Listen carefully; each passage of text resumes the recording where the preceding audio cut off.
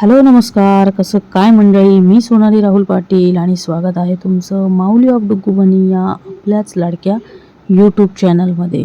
तर आज मी तुमच्यासोबत नाशिकचं श्री स्वामीनारायण मंदिर एक्सप्लोर करणार आहे. आणि या मंदिरामध्ये काय वैशिष्ट्य आहे, याला काय इतिहास आहे, यामध्ये काय काय युनिक गोष्टी आहे, हे सगळं तुम्हाला या व्हिडिओमध्ये बघायला मिळणार आहे. तर व्हिडिओ खूप इंटरेस्टिंग असणार आहे. वेळ वाया न घालवता व्हिडिओला सुरुवात करूया. तर ही आहे श्री स्वामीनारायण मंदिर बघण्याची वेळ. तुम्ही या वेळेत या मंदिरात येऊ शकता. या मंदिरात एंट्री केल्याबरोबर तुम्हाला असं नयनरम्य दृश्य दिसेल. स्वामीनारायण मंदिर जवळजवळ 2.5 एकर परिसरात गोदावरीच्या काठावर तपोवनातील केवडी बन येथे उभारलेलं आहे. हे मंदिर 130 फूट लांब आहे, 90 फूट रुंद आहे आणि 78 फूट उंच आहे. हे मंदिर बांधण्याची जी पद्धत होती ती हेमाडपंथी पद्धतीने हे मंदिर बांधलं गेलं होतं. आणि राजस्थानच्या प्रसिद्ध अशा गुलाबी बन्सी पहाड पाषाणाचा म्हणजे दगडाचा वापर करून हे मंदिर पूर्णपणे साकारले गेलं आहे. तर या मंदिराचा तुम्हाला जेवढाही दगड दिसतोय, या मंदिरातलं जेवढंही कोरीव काम आहे ते सगळं प्रसिद्ध अशा गुलाबी बन्सी पहाड दगडाचा वापर करून ते कोरल्या गेलेलं आहे.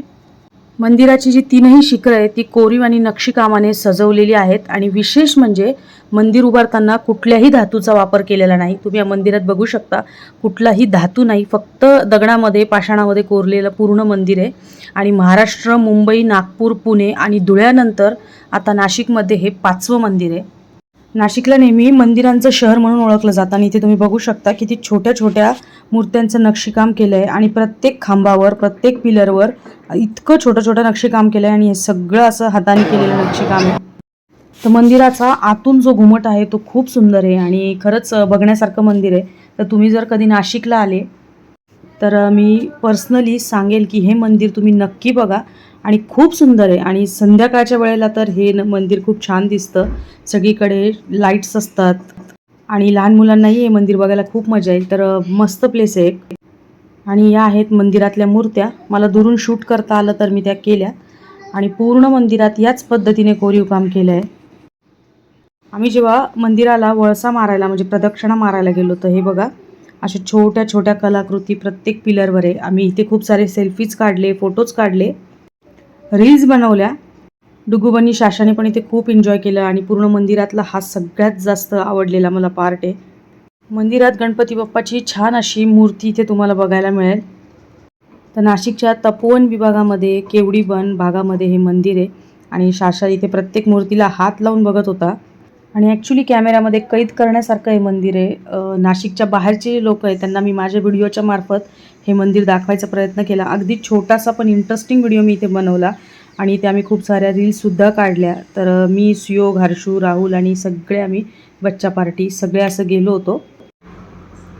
आणि रील्स काढल्यानंतर डुगुबनीला आम्ही थोड्या वेळ इथे खेळवलं. मंदिराच्या कोरीव कामामध्ये इथे अश्व, सीता, राम, स्वामी लक्ष्मीनारायण यांच्या भरपूर अशा छोट्या छोट्या मूर्त्या आहेत. आणि हे बघा, संध्याकाळच्या वेळेला भरपूर अशी गर्दी असते.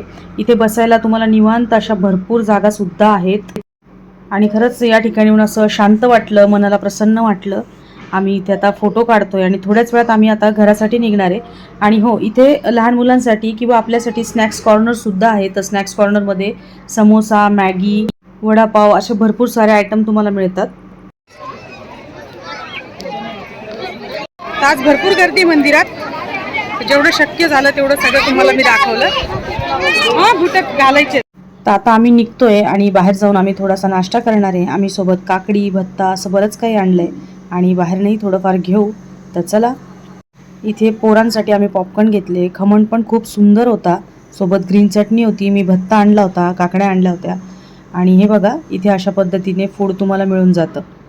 मंदिरातल्या ज्या भागांचं शूट करता आलं नाही तिथे आम्ही फोटोज काढले आणि ते फोटोसुद्धा मी तुमच्यासोबत शेअर करते. तर आता तुम्ही फोटो बघा.